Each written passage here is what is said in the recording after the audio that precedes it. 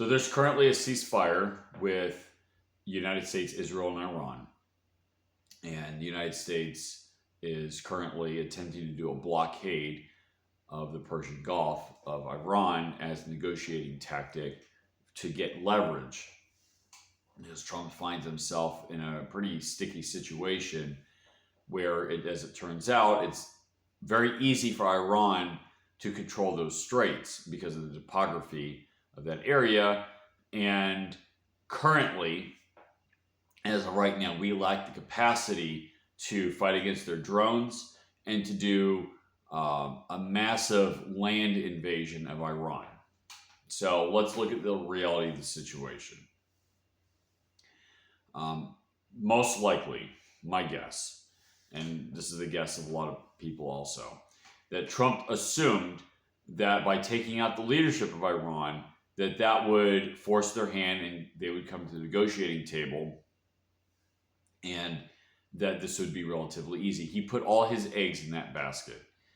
He was not prepared for the situation where Iran would not give in, that they would actually retaliate by destroying the oil and gas infrastructure and loading facilities on the other side of the Gulf, and also for the drone warfare. Technologically, we have the capacity, but we don't actually have that in practice with our military. So we have a 1990s and 2000s era military against a 2020s era military. So tactically, we have some disadvantages, even though we have supremacy of the seas and the air, at least on the surface of the sea and the air. Iran does have submarines, and that's another story in terms of the naval power. So the reality is that Iran is capable of damaging those ships. We don't have the ability to defend against that. They could even sink those ships with their theater ballistic missiles. Okay, that is a fact. Iran is capable of destroying the infrastructure, the desalination plants, the petroleum assets, the loading facilities on the other side of the Gulf. The bypass pipelines can be destroyed too, that go across the Arabian Desert and where they have the offloading facility in Yanbu. They can destroy the bypass pipeline in the UAE. They can control the straits. They don't even need a central government. You can hypothetically nuke Tehran, and that would not be a wise idea because that would get Pakistan involved, probably China and Russia involved as well. They could hypothetically destroy the country, destroy the desalination plants, destroy their oil infrastructure, and do all that. Iran will retaliate and destroy everything on the Gulf, and you've destroyed the world economy if you do that. Because without that cheap petroleum and other byproducts coming out of the Gulf, you shut down supply chain steps in East Asia. We don't have here in the United States, we don't have the manufacturing capacity to compensate for that. So, for example, if you don't have helium or petroleum coming out of the Gulf, you shut down production, at least in some of the countries in East Asia, say Vietnam, say in South Korea. You don't make the chips necessary for the vehicles that we make today, then you don't have cars, right? At least not the modern ones. We'd have to go back to the old cars, which would probably be a good thing anyway. But we don't have the ability to, as of the way the manufacturing, the steps are designed, we would not be able to turn out cars. Cars would be a lot more expensive. You're talking about rubber coming out of Southeast Asia. You wouldn't be able to make tires, et cetera, et cetera. Okay? You would have really serious worldwide shortages of things that you take for granted that makes our abundant life possible. Yes, the United States is a major oil exporter. Well, it's a major producer and it does export some oil.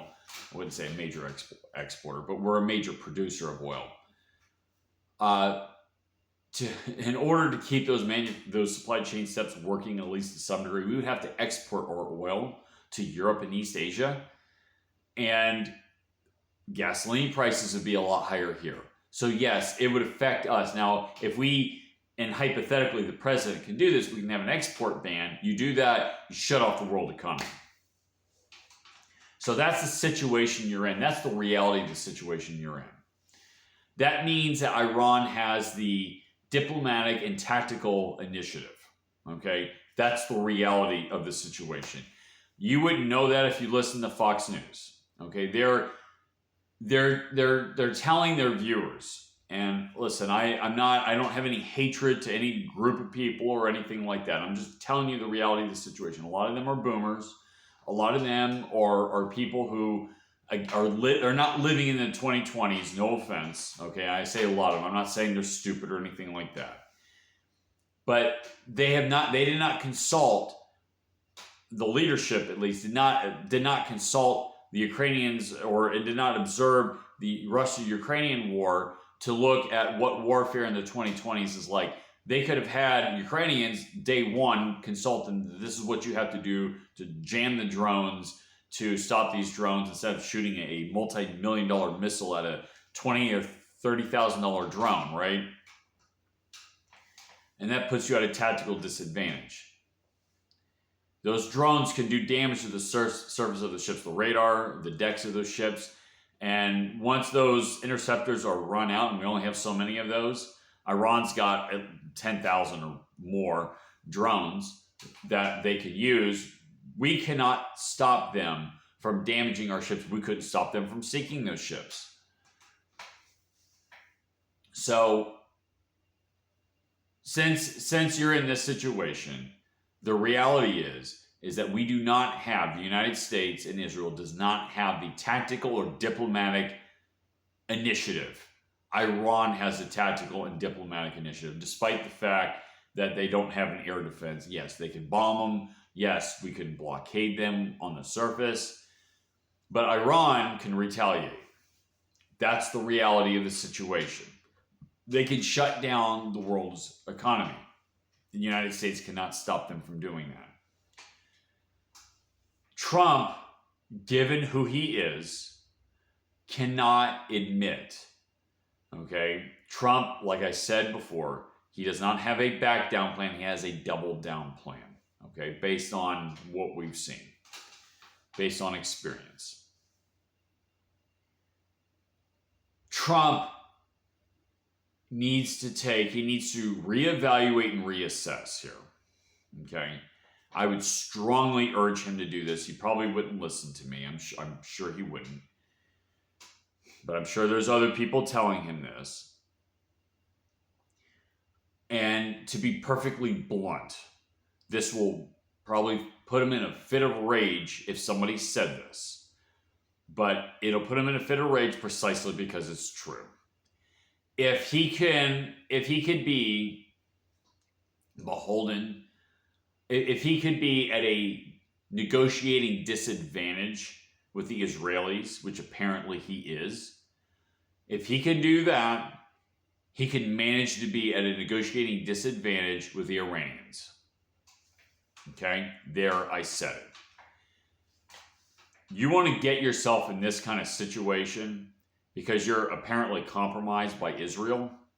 Now he's compromised by three opposing forces. You got the United States, the American people that, yes, that absolutely matter, even though we have no representation in DC, even though, we apparently don't have the ability to have that kind of control in DC, right? To have in the White House and all that. But you have Iran, which has currently put him in quite the bind here. And you have Israel that has him in a bind as well, apparently. So he's going to have to make a decision who he's going to side with. You're going to side with the Israelis or you're going to side with the United States. And I'm going to leave that to him. Obviously, he's not going to listen to that. But I want to make clear to my very few people that watch my channel, I want to just clarify exactly what's happening, okay? So, if you have a comment, please leave a comment.